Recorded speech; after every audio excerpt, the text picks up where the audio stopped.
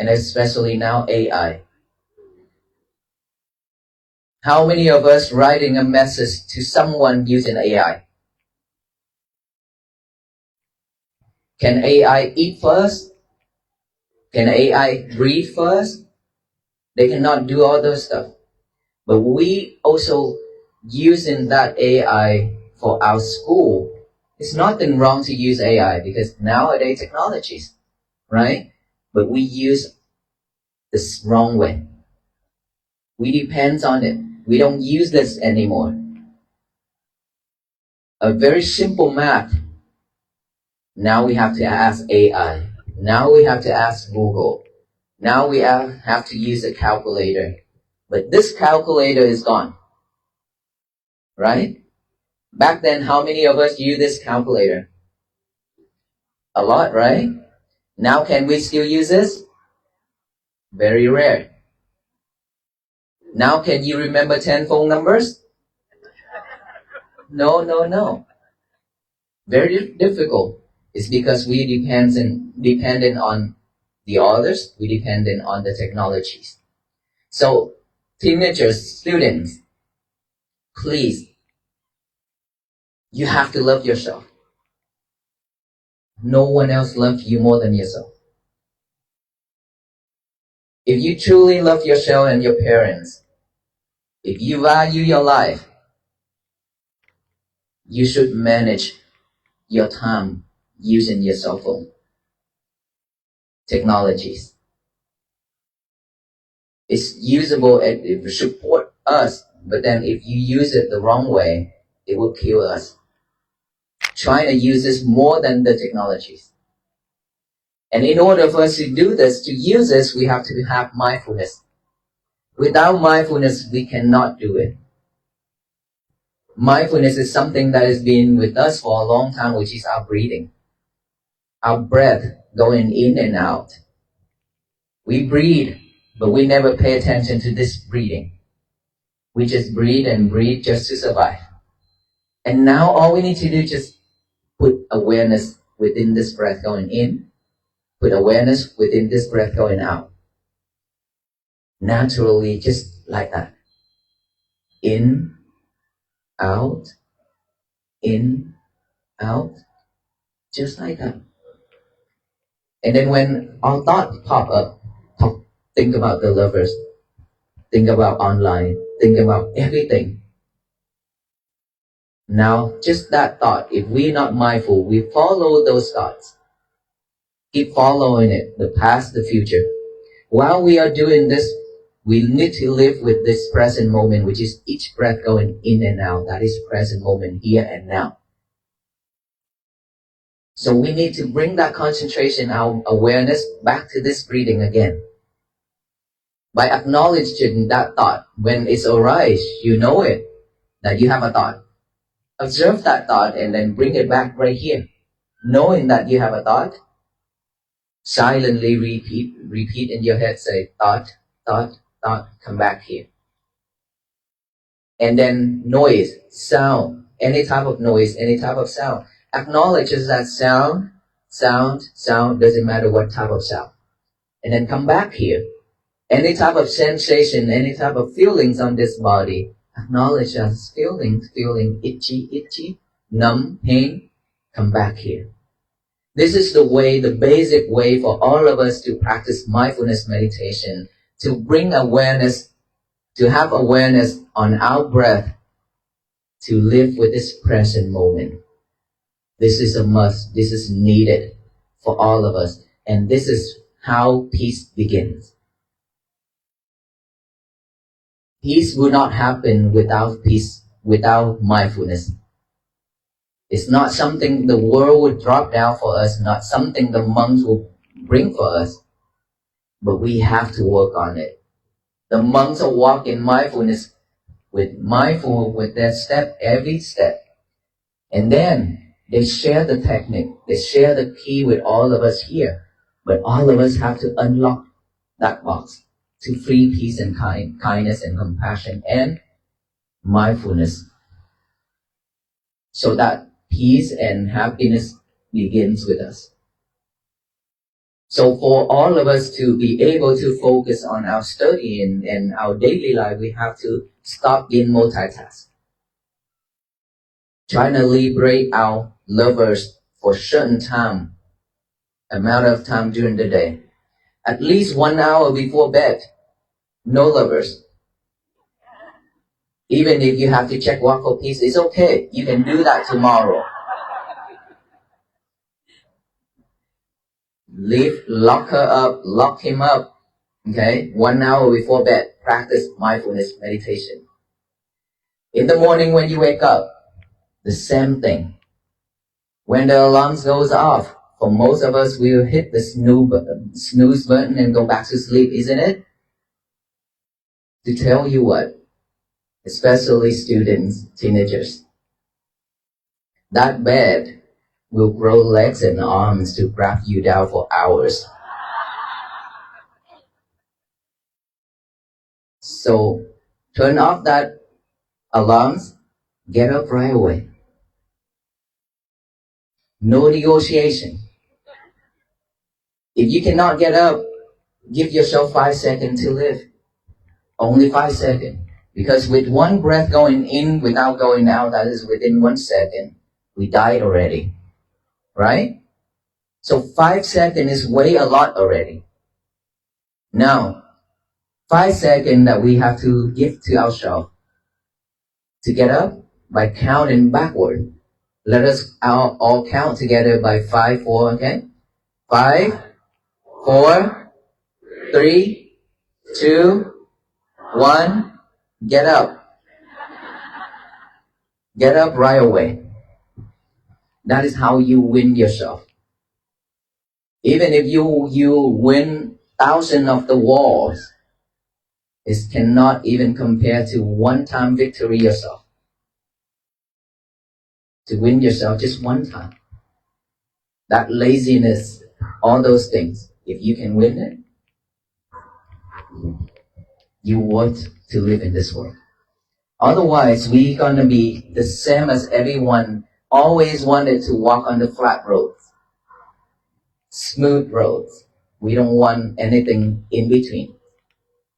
But our venerable monks, we've been walking 89 days, especially Alabama State, giving us so much love with roller coaster roads.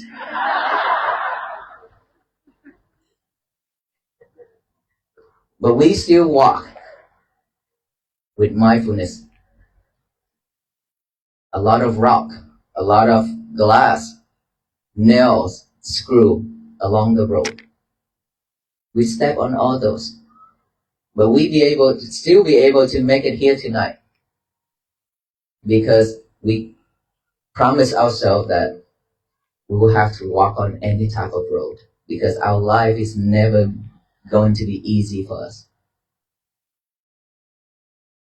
Just like the sunflower. These days we receive a lot of sunflowers. They are very pretty, right? We know that the sunflowers, when they have a bud, right? That bud is like, when it's grow, it's always like this, facing down, flexible like this. It's not growing straight upward. But then when it grow, each and every day, it turn up. Each and every day where it grow older, taller, is always face to the sunlight and go upright, just like that. It means that when we practice anything in life, when we walk, when we came to this world always have obstacle, a lot of challenges for our life. It's never been easy. We accept it or not, it's life. It's like that. But you have to be flexible enough to move with the wind. Flexible to move with the wind. Keep trying each and every day, going up, facing the sunlight, rise high, instead of keep doing this all years and all life, right? We have to be flexible the first thing, flexible with the wind. and then trying to stand up little by little every day. Rise high to get the sunlight and bloom. Now, that sunflower is brilliant with all seeds in it. And it's bright. It's very beautiful. I love sunflowers. I learn from it too. So all of us here, when we come to this life, we should be like that. Okay? Don't expect anything to be easy for us. Because the more you expect like that, the more you will suffer. No expectation. Regardless of this life throwing lemons or bitter melons or rock or stone, any type of things that is painful to our life, we still have to be flexible and then stand up, move forward, rise high. Change ourselves each and every day. We have to do that. We have no choice. Either we moving forward or we stand still and left behind. Which one should we choose?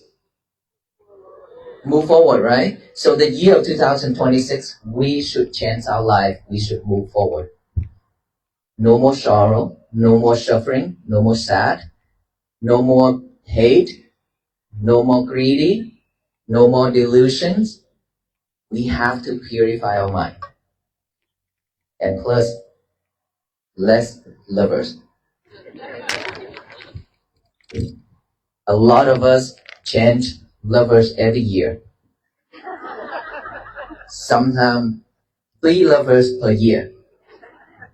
Because when you sit in that toilet doing number 1 and number 2, unmindful, not mindful enough, you stand up and you drop your lovers in that bowl. Dot was in there, you fill it in, okay? Now you have to spend money to get a new lover. We've been sidetracked way too much. So change ourselves. Okay? Got it, right? Yeah. Next question. Yes. I'm asking this with a patient in mind. Can you help us how not to take things personally? In a world that hums with the ceaseless frequency of information, where our pockets vibrate with demands and our screens glow with the artificial light of 1,000 urgent notifications, the simple act of walking feels almost revolutionary. We are a society obsessed with speed, optimization, and the outsourcing of our own mental faculties. We look to artificial intelligence to write our messages, algorithms to curate our tastes, and devices to remember the phone numbers of the people we love. Yet, in this rush to automate our existence, we often forget a fundamental truth that Venerable Bhikkhu Panikkara, a spiritual leader of the Walk for Peace pilgrimage, gently places before us. Technology cannot live for us. An AI can process data at lightning speed, but it cannot taste the sweetness of a morning meal. It cannot feel the air filling its lungs. It cannot breathe. This distinction is where our journey into mindfulness begins, not by rejecting the modern world, but by recognizing what we have surrendered to it. We have become a culture of dependency, relying on calculators for simple math and search engines for basic memory, to the point where our own cognitive muscles have begun to atrophy. How many of us can still recall 10 phone numbers by heart? It is a rare skill in an era where we have entrusted our connections to a microchip. But the danger is not merely in forgetting a number, it is in forgetting ourselves. When Venerable Panikkara implores us to love yourself, he is not speaking of narcissism or self-indulgence. He is speaking of the radical act of reclaiming your own time and attention. If you truly value your life, the only life you have, you must draw a boundary with the devices that seek to consume it. To love yourself is to recognize that you are the master of your consciousness, not a passive vessel for digital noise. If we use technology as a tool, it supports us. If we allow it to use us, it slowly erodes the very essence of who we are. The antidote to this digital fragmentation is not found in a new app or a productivity hack, but in the oldest rhythm of human existence, the breath. Mindfulness, a word that has been commodified and printed on glossy magazine covers, is in reality a practice of gritty, grounded simplicity. It is the return of the prodigal mind to the present moment. Most of us breathe merely to survive, a biological function ticking away in the background while our minds are busy reliving the past or anxiously constructing the future. We are time travelers, rarely found in the destination of now.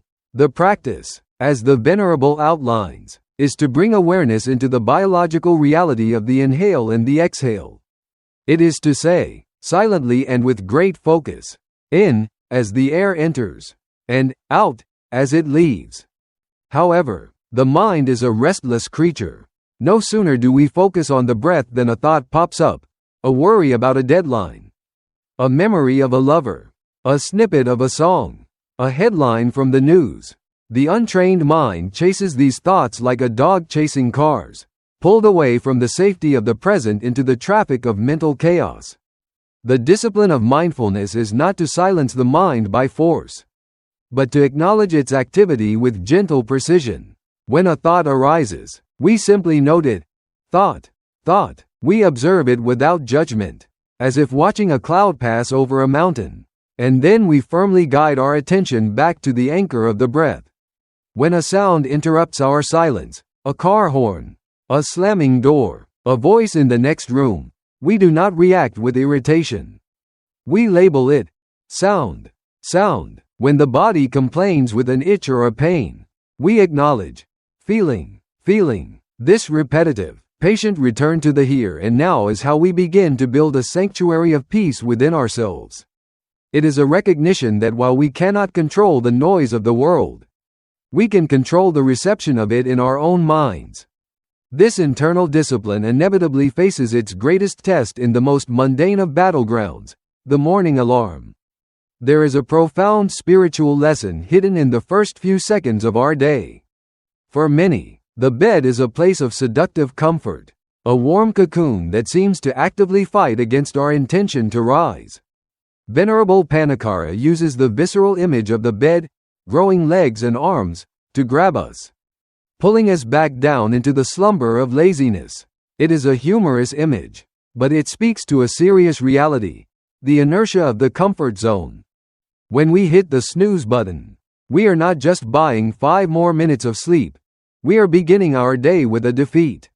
We are negotiating with our own resolve and losing. To break this cycle requires a warrior's spirit compressed into a 5-second window. The 5-second rule is a technique of immediate action.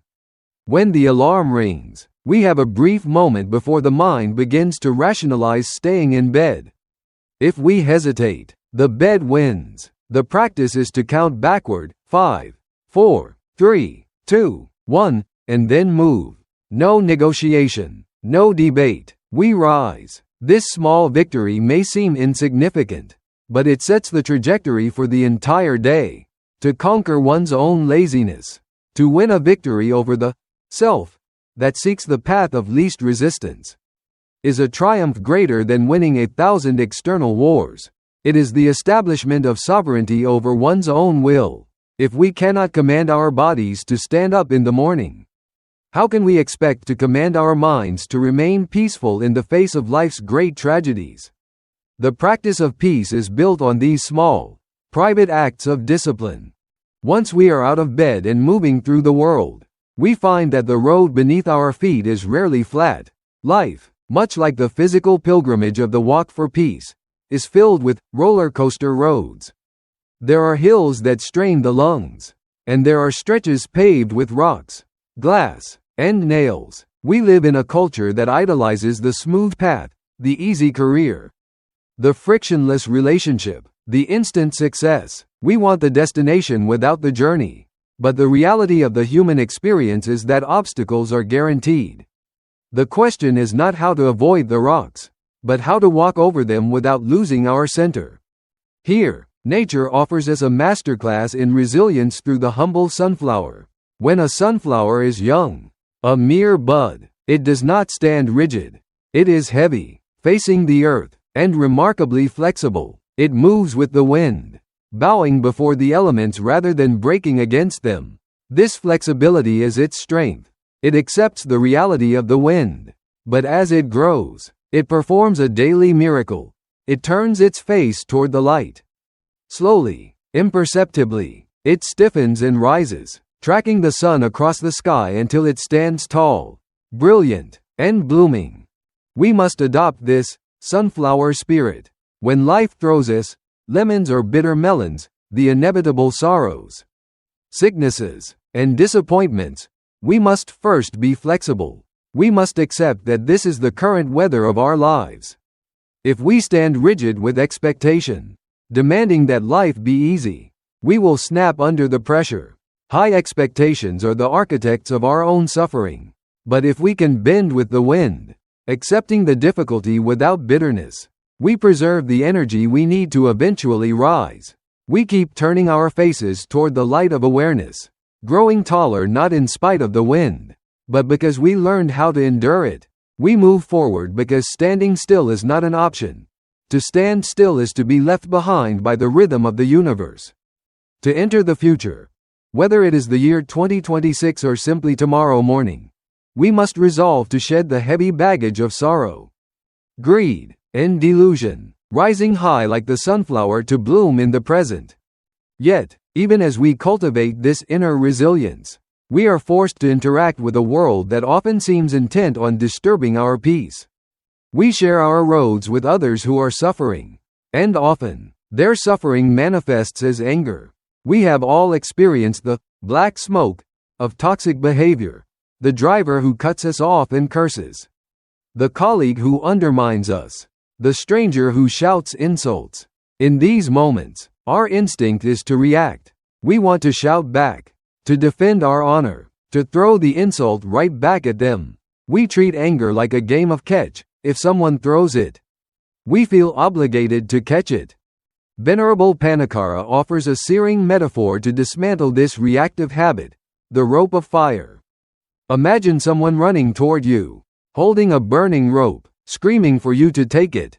Would you reach out your bare hands to grab it? The answer is obvious. To take the rope is to burn yourself. The anger of another person is exactly this rope of fire. When someone curses at us or criticizes us, they are offering us their burning suffering. If we react, if we get angry, shout back, or stew in resentment, we have reached out and grabbed the rope. We have voluntarily chosen to burn our own hands with a fire that did not belong to us. The profound realization of mindfulness is that we have the power to simply not take it. If a gift is offered and you refuse to accept it, to whom does the gift belong? It remains with the giver. If someone offers you rage and you respond with a smile and a wish for their well-being, may you be well, happy, and peaceful, you have left them holding their own fire. This is not passivity. It is the ultimate act of emotional self-defense. It is realizing that most insults are not personal. They are the result of the other person's internal storm. By refusing to engage in the conflict, by refusing to record the insult in our hearts, we protect our own peace. We let the sound pass through one ear and out the other, leaving no trace. We take the lemon thrown at us instead of being bruised by it, we make lemonade. We protect our peace not because the other person deserves forgiveness, but because we deserve to not be burned. Ultimately, this journey, from the distraction of technology, through the discipline of the breath and the morning alarm, over the rocky roads of adversity, and past the fires of conflict, leads us to a singular truth: peace is an inside job. It is not a commodity that can be downloaded, purchased, or granted by a monk. The world will not drop peace into our laps. The monks can walk the miles and share the techniques. They can hand us the keys, but they cannot turn the lock for us. We must be the ones to unlock the box within our own hearts. This unlocking requires energy, an inner energy, generated not by food or sleep, but by the breath itself. Even when the body is frail, skinny, or racked with chronic pain, as the Venerable himself experiences, The breath can sustain us. It is the fuel of the spirit. When we stop leaking energy into the past and future, when we stop burning energy on anger and reaction, we find we have a reservoir of strength sufficient to walk any road. We are invited, right now, to take a deep breath, to fill our lungs with the free air that surrounds us, to slow down our racing hearts, and to step back from the cliff of reaction. The path to peace is not a mysterious secret hidden in a mountain cave. It is available in the very next second. In the space between the alarm ringing and your feet hitting the floor. In the silence between a harsh word spoken and a gentle word returned. It is a path walked step by step, breath by breath, unlocking the potential for kindness that has been waiting inside us all along.